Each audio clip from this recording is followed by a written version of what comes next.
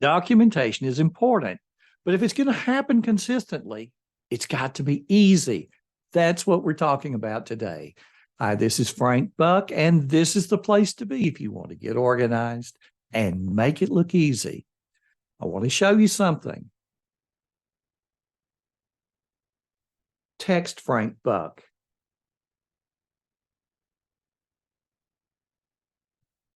Here's how to add to my journal with my voice.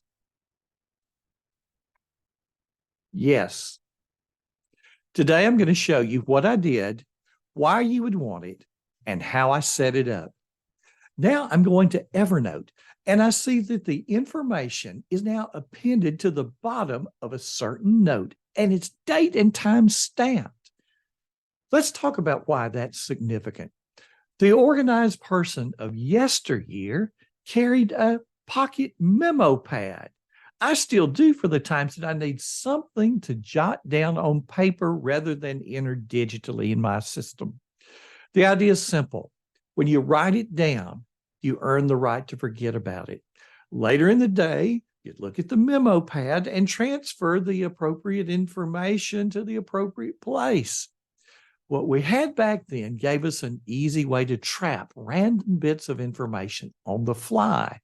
The system then had the job of remembering that little bit of information until you could act on it or transfer it to a more appropriate place. So what do I mean by random bits of information? Well, you run into a friend on the street. You haven't seen this friend in a long time, and you just want to make a quick note about the interaction. Or there's a major news story.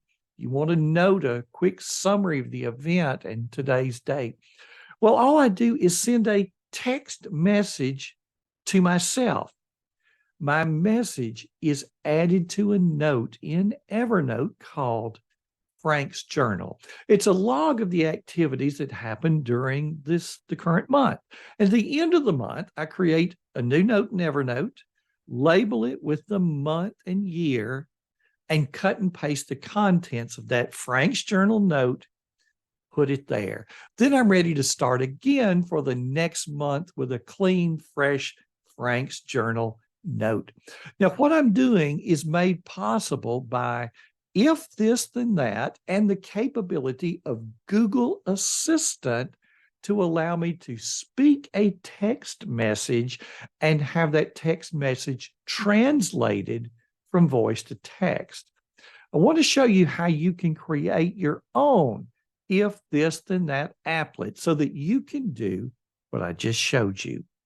So we'll go into if this, then that and create a new applet. For the trigger, I choose SMS. If this, then that will ask you for some information if this is the first time that you're using a trigger involving SMS. Next, you'll choose new SMS sent to.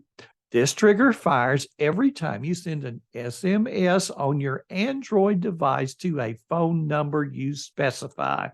Well, the phone number you specify is going to be your own phone number, just out of convenience. So we'll click the Create Trigger. Now for the target, we're going to choose Gmail. We're going to leverage a long-standing capability of Evernote, which allows you to email into Evernote. Furthermore, by specifying the title of the note in the subject line, followed by a space and a plus sign, we tell Evernote not to create a new note, but to find an existing note by that name and append the body of the email message to the end of that note. Again, if this is your first time that you're using Gmail in an if this, then that applet, you'll be asked to grant permission to your Gmail account. Now, we're going to choose Send an Email. Your Gmail address should appear in the correct field. In the To Address field, add your own personal Evernote email address. Now, all paid users have such an address. If you don't know the address, open your Evernote account and click on your name in the upper left corner. click on Account Info. On the next screen, scroll down to Email Notes 2. In the subject line, put the name of the note where you want the information to go. For example, for me, the note is called Frank's Journal. You'll put something different. In the subject line, add a space and a plus sign after the name of the note. When the email arrives in Evernote, the program looks for a note by that name. The plus sign causes the body of the email to be appended to the note rather than creating an entirely new note. Now, little note here, I was experiencing a problem in that Gmail was not recognizing the plus sign and was leaving it out of the subject line. I contacted If This Then That tech support, and they suggested a workaround. Instead of typing Frank's Journal, a space, and a plus sign, they had me type the ASCII equivalent for the plus sign.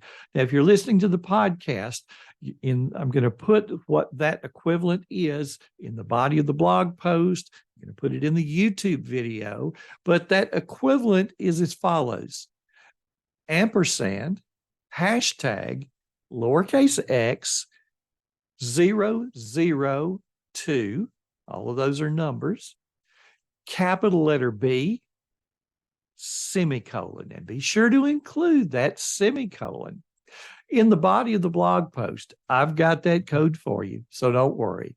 Complete the body as you see in the diagram that I'm also putting in the body of the blog post and that you're seeing if you're watching on YouTube. Now, the example that I'm giving you is using Android SMS and Gmail. If you're using an iPhone, you would simply select SMS for the trigger, and you would choose some other email service or simply email as the action. As I was experimenting with this applet, the performance was inconsistent. So this was another little puzzle. Sometimes the applet fired immediately, and sometimes the results didn't appear until the next day. So again, I reached out to If This Then That, and I received a quick response. I tried what they suggested, and it worked, and it's worked 100% of the time since then. So I'm also including those instructions that they sent to me in the body of the blog post over at frankbuck.org. After this one-time setup, you have something significant. Every time you encounter something that you want to document, complete with date and time, you can do it on the fly just by sending a text message from your watch or from your phone. You can use voice input to trap all that little information that comes your way.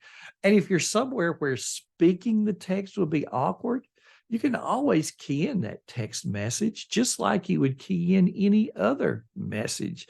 You'll just send that message to yourself. Now, one other little tip. In order for your information to be appended to your journal note, Evernote has to let the email write to the note, okay? Evernote has a wonderful feature called real-time editing. This feature lets people who are sharing a note edit it at the same time. Now, at present, that note is closed to any other applications in terms of any other applications being able to write to it. So in order for the text that you sent to wind up appended to that Evernote note, the destination note must be closed.